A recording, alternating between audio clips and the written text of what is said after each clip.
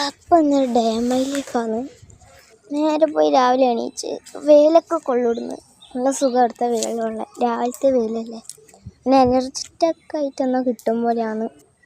അതിന് ഇവിടെ നിന്നു. ഇവിടെ തന്നെ നല്ല ക്ലിയറായി കാണാൻ വേണ്ടിയിട്ടാണ്. ഇനി ചായ കുടിച്ചു. നല്ല ഇടുന്നതിന് ഈ വെയിലത്തിന് ഞാൻ ചായ കുടിക്കുന്നത്. രാവിലത്തെ വെയിലല്ലേ, നല്ല രസം കിളികളെ ഉച്ചയൊക്കെ ആയിട്ട്.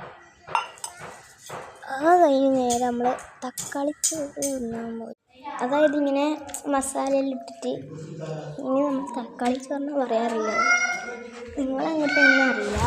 അപ്പോൾ അത് കഴിച്ചോണ്ടെന്ന് നല്ല രസമൊക്കെ ഉണ്ടായിരുന്നു. അതിൻ്റെ കണ്ട അനിയൻ ഇന്നലെ കുരുത്തക്കള്ളം കളിക്കുന്നുണ്ട്. അതിന് നേരെ നമ്മൾ പീടികയിൽ പോയി ഐസ്ക്രീം മേടിക്കാനായിരുന്നു. പിന്നെ ഇവിടുത്തെ കഥ പറയാം.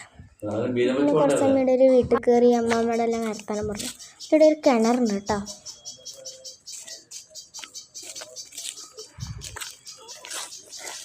ഇവിടെ ആരും അങ്ങനെ പോക്കൊന്നുമില്ല, ഭയങ്കര ആഴമായി കിണറിന്.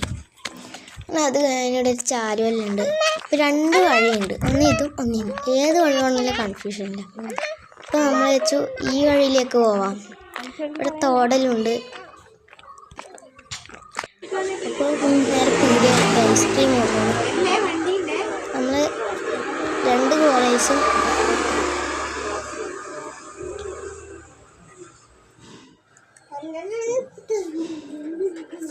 ആയിരിക്കാന്നുണ്ട്. ഈ സോഫ കീശ കോലെടുത്തിട്ട് ക്രാഫ്റ്റ് ചെയ്യാൻ എടുക്കുന്നത്.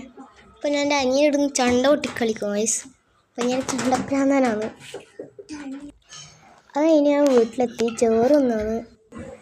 ചോറിന് സോയാബീൻ കറിയും പപ്പടും മാങ്ങ ഉപ്പിലിട്ടതുമാണ്. ആ വീട്ടിലെല്ലാം ചോറിൽ നിന്ന് കഴിഞ്ഞ് ഈവനിങ് ആയാൽ നമ്മൾ ചായ കുടിച്ചു. ഈ എഴുവിലെ സമയം ഇങ്ങനെ അമ്പലത്തിലെല്ലാം പോയാൽ കിട്ടും. പോകുന്നുള്ളൂ. 38